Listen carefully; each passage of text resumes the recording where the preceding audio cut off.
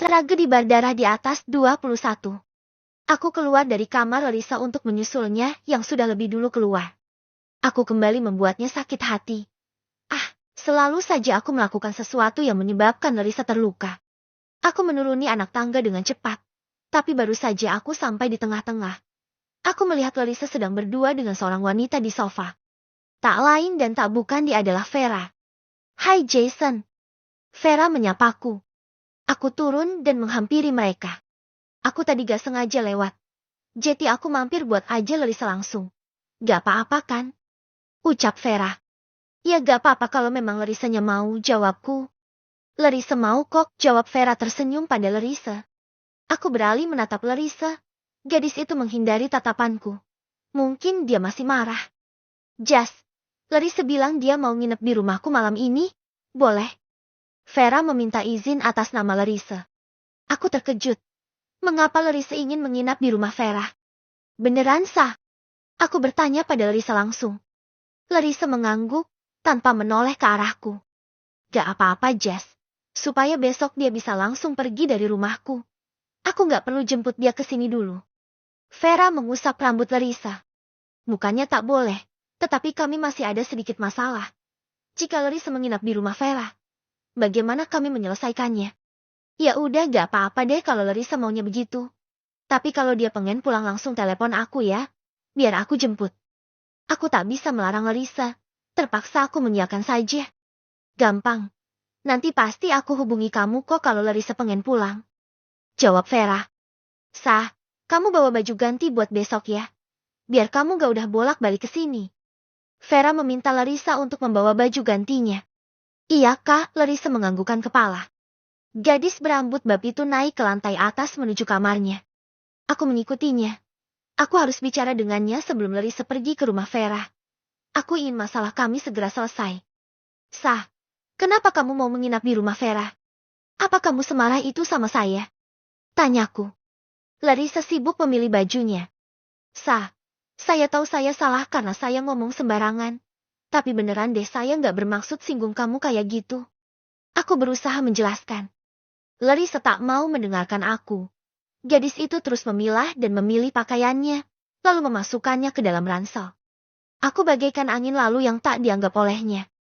Aku tak bisa menahan diri lagi. Aku menarik tangannya dan mendekapnya. "Sah, tolong jangan pergi ya. Saya mohon. Saya kesepian kalau kamu gak ada. Saya minta maaf soal yang tadi. Saya gak bermaksud singgung kamu kok." Aku meminta Larissa untuk tak pergi. Jujur saja, aku tak mau sendiri. Tanpa Larissa pasti aku kesepian karena sudah terbiasa bersamanya.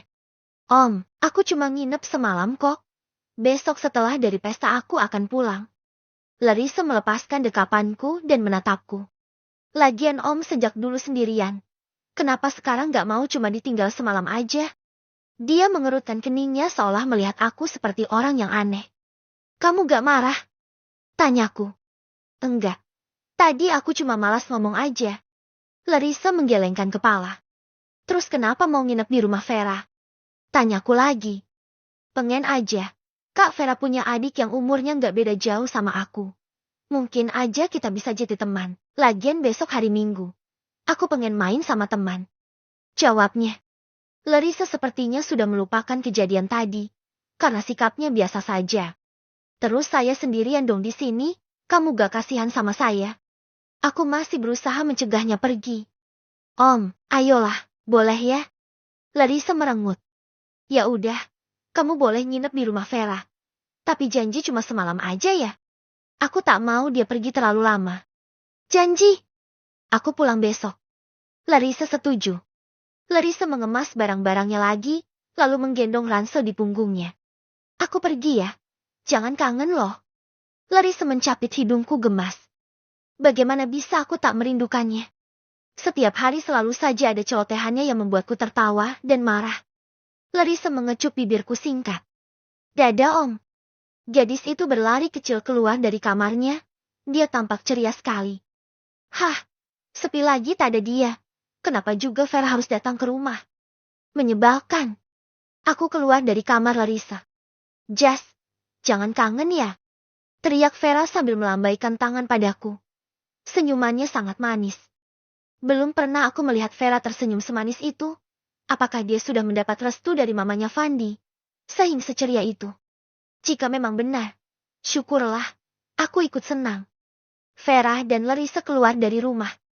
Sepeninggal mereka, aku turun untuk mengunci pintu. Aku masuk ke kamarku dan membanting tubuhku di atas kasur. Sepi banget. Aku bergumam sendirian. Tak ada yang bisa aku lakukan lagi. Pekerjaan sudah rampung. Besok hari Minggu, lebih baik aku tidur saja. Aku menguap beberapa kali. Mataku sudah terasa berat untuk dibuka. Perlahan mataku terpejam. Pukul jam 3 lewat 20 menit. Aku mendengar ponselku terus berdering, terus-menerus tanpa henti, membuat telingaku sakit. Hish! Siapa sih yang ganggu malam-malam begini? Aku menggerutu kesal akibat tidurku terganggu. Aku meraih ponselku dengan malas. Mataku masih berat untuk dibuka. Samar-samar kulihat nama Larissa tertera di layar ponsel. Sudah kuduga, kamu gak akan betah, pasti minta pulang. Gumamku menyunggingkan senyum mengejek. Halo Sah, ada apa? Kamu gak betah kan? Saya bilang juga apa? Kamu gak biasangin. Aku bertanya padanya. Tapi seketika ucapanku terhenti, ketika ku dengar Larissa terisak. Aku terperangah, langsung bangun dan duduk. Hei, kamu kok nangis? Ada apa? Mau pulang? Tanyaku lagi. Om, cepat ke sini. Aku takut. Ucap Larissa masih terisak. Ada apa? Tanyaku lagi, masih belum mengerti. Aku bisa mendengar banyak suara di antara suara Larissa. Om, Kak Vera, hiks hiks hiks. Larissa berbicara diselingi dengan isakan. Vera kenapa Sah? Tanyaku lagi. Aku menjadi cemas. Kak Vera meninggal Om, huhuhu. Larissa semakin kencang menangis. Vera meninggal? Sontak saja kabar dari Larissa itu mengejutkanku. Aku tak percaya. Tadi Vera masih sehat. Tak mungkin meninggal secepat itu. Sah, kamu jangan bercanda. Ini gak lucu. Aku memarahi Larissa. Sungguh aku tak percaya. Buat apa aku bohong Om? Sekarang banyak orang di rumah Kak Vera. Ada polisi sama ambulan juga. Larissa terdengar serius. Ya udah, saya ke sana sekarang ya.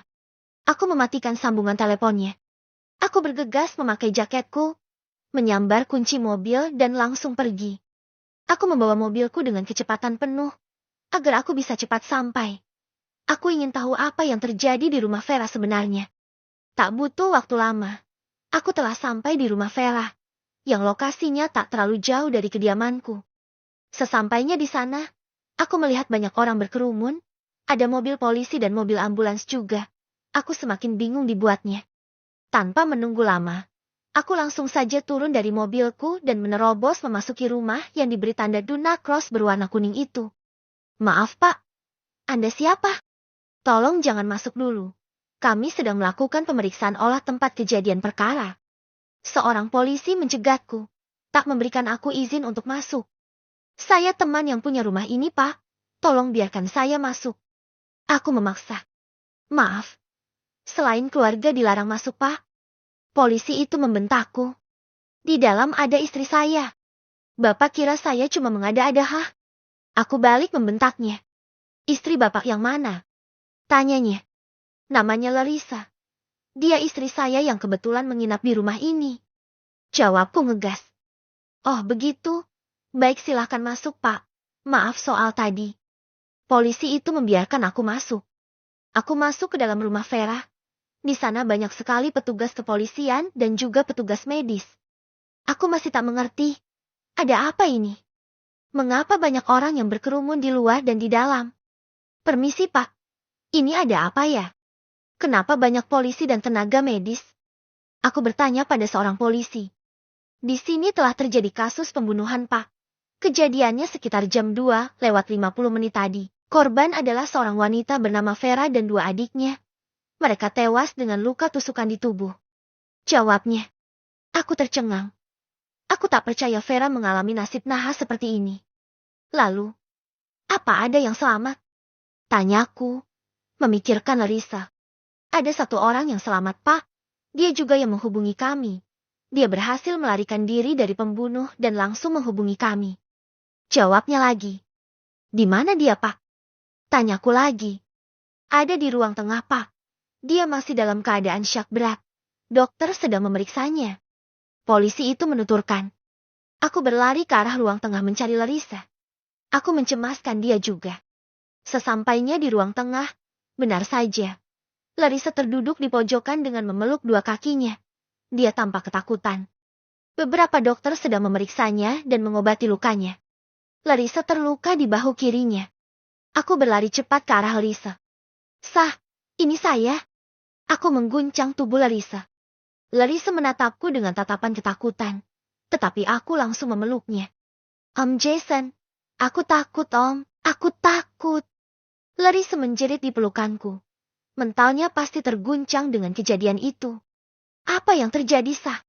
Katakanlah. Pintaku sambil memeluknya erat. Penjahat masuk. Mereka menikam. Argih. Aku takut, Om. Larissa terbata-bata mengatakannya lalu menjerit kencang. Aku menenangkannya. Tangis Larissa semakin membuatku kalut. Maaf, Pak. Bolehkah kami suntik dengan obat penenang?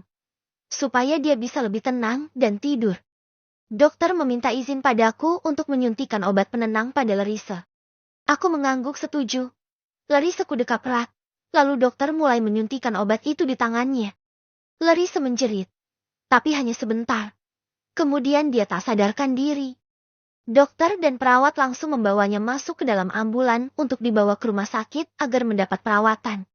Aku masih belum melihat jenazah Vera, karenanya aku masuk ke dalam ruangan yang kini terdapat beberapa orang polisi yang sedang bertugas. Barulah, saat itu aku melihat jenazah Vera tergeletak di kasurnya, dengan genangan darah yang membasahi sprei berwarna pink itu. Vera tewas mengenaskan. Dengan luka tusukan entah berapa buah di beberapa bagian tubuhnya. Ya Allah, Vera, kenapa nasibmu semalang ini? Padahal kamu wanita yang baik. Kamu juga gak punya musuh. Kenapa kamu mengalami ini, Ver? Aku tak kuasa menahan tangisku. Air mataku lolos begitu saja melihat kondisi Vera yang mengenaskan. Tak pernah terbayang olehku akan kehilangan Vera dengan cara sesadis ini. Di kedua sisinya, adik-adiknya juga mengalami hal yang sama. Mereka juga tewas mengenaskan. Ya Tuhan, haruskah kau mengambil nyawa mereka dengan cara sekejam ini? Vera wanita yang kuat dan baik. Mengapa kau ambil dia dengan cara yang tak manusiawi? Aku menangis di dekat jasad Vera.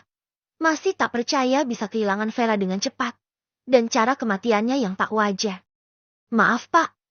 Apa ini kasus perampokan disertai pembunuhan? Aku bertanya pada petugas kepolisian yang menangani kasus ini. Kami belum mengetahui motif pastinya, Pak. Tapi dari hasil olah tempat kejadian perkara ini bukan perampokan. Karena barang-barang berharga milik korban semuanya utuh, tak tersentuh sama sekali. Polisi menjelaskan. Lalu, apa ini hanya pembunuhan? Tanyaku lagi. Kami belum bisa memastikan untuk saat ini, karena kami harus melakukan pemeriksaan lebih lanjut terhadap jasad korban. Kami akan melakukan otopsi untuk mendapatkan hasil yang lebih baik. Jelasnya lagi. Aku kembali menatap jasad Vera. Masih terngiang ucapannya saat dia pergi dari rumahku tadi. Seolah-olah ucapannya itu memang sebuah ucapan perpisahan. Jasad Vera dimasukkan ke dalam kantong mayat.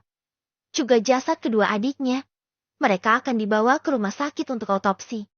Aku melihat sekeliling kamarnya. Darah tercecer di mana-mana. Rasa ngeri menghampiriku. Baru kali ini aku melihat darah sebanyak itu di depan mataku. Sungguh aku tak kuat. Aku segera keluar dari kamar Vera, dan memuntahkan semua isi perutku karena mual melihat banyaknya darah. Ciri-ciri pelaku di atas 21.